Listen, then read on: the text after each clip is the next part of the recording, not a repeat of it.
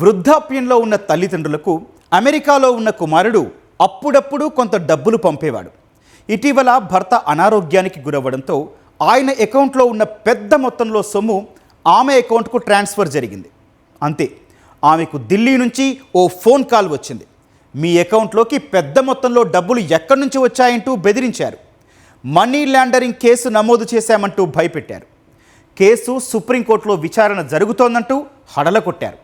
మీ కుటుంబంపై కేంద్ర ప్రభుత్వ సంస్థల నిఘా ఉందంటూ బెదరగొట్టారు. ఇంతకీ ఆ ఫోన్ చేసిందెవరు? ఆమె అకౌంట్లోకి పెద్ద ఎత్తున డబ్బులు వచ్చాయని వారికి ఎలా తెలుసు? చివరకు ఆ వృద్ధురాలు ఏం చేసింది?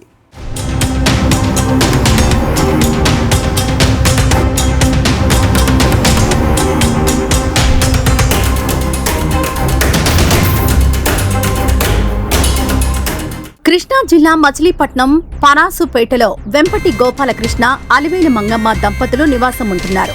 గోపాలకృష్ణ పంచాయతీరాజ్ శాఖలో సూపరింటెండెంట్ ఇంజనీర్గా పనిచేసి రిటైర్ అయ్యారు. పదవీ విరమణ ద్వారా వచ్చిన ప్రయోజనాల డబ్బులన్నీ ఆయన తన బ్యాంకు ఖాతాలోనే పెట్టుకున్నారు. అయితే ఇటీవల ఆయన అనారోగ్యానికి గురవడంతో ఆ డబ్బులన్నీ భార్య అలివేలు మంగమ్మ ఖాతాకు బదిలీ చేశారు. ఇలా ఓ వృద్ధురాలి ఖాతాలోకి పెద్ద మొత్తంలో డబ్బులు వచ్చి చేరడాన్ని తెలుసుకున్న సైబర్ నేరగాళ్లు ఆ డబ్బులు కొట్టేసేందుకు పక్కా పథకం వేశారు.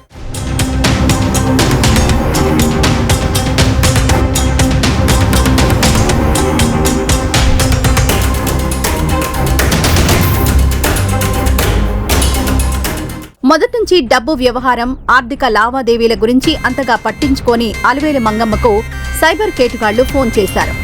మీ అకౌంట్లోకి పెద్ద మొత్తంలో డబ్బులు ఎక్కడి నుంచి వచ్చాయని ఆరా తీశారు.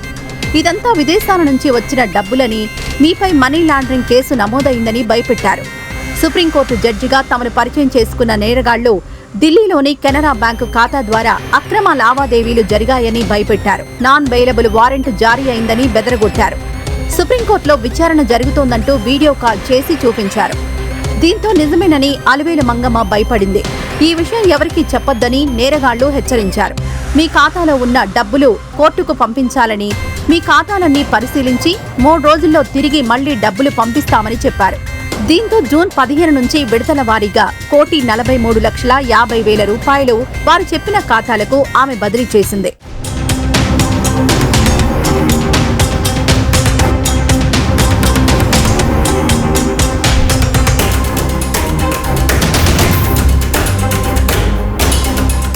వృద్ధురాలు కావడంతో అంత పెద్ద మొత్తంలో డబ్బులు బదిలీ చేస్తే బ్యాంకు సిబ్బందికి కూడా అనుమానం వస్తుందని ముందే గ్రహించిన కేటుగాళ్లు ఎవరైనా అడిగితే మా అబ్బాయి మైసూరులో ఇల్లు కట్టిస్తున్నాడని, అందుకే డబ్బులు పంపుతున్నామని చెప్పమని సలహా ఇచ్చారు.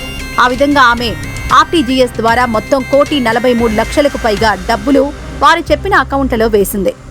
డబ్బులు తిరిగి పంపించకపోగా మరో 95 లక్షలు కావాలని, ఆస్తులు తాకట్టు పెట్టైనా పంపాలని నేరగాళ్లు ఒత్తిడి చేయడంతో మంగమ్మకు అనుమానం వచ్చి విషయం కుమారుడికి చెప్పింది. ఇది సైబర్ మోసమని గ్రహించిన కుమారుడు అమెరికా నుంచే పోలీసులకు ఫిర్యాదు చేయించడంతో సైబర్ క్రైమ్ పోలీసులు విచారణ చేపట్టారు.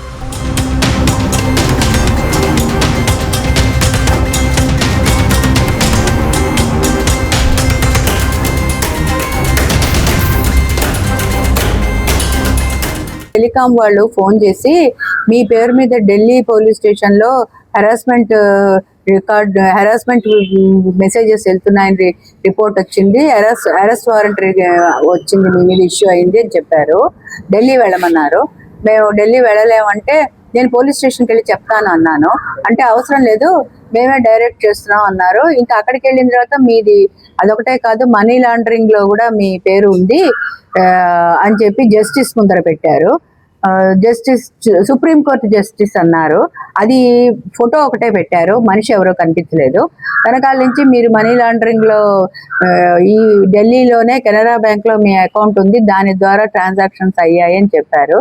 అసలు నేను ఎప్పుడు ఢిల్లీయే వెళ్ళలేదండి అని చెప్పినా కూడా మీ పేరు మీద ఉంది కాబట్టి మీ మీద non bailable arrest warrant issue చేస్తున్నాం అని అన్నారు.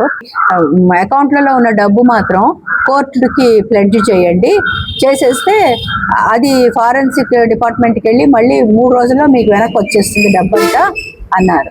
తర్వాత అకౌంట్లో వేసాక ఎంత చెప్పమన్నారు. 1,05,00,000 అండి.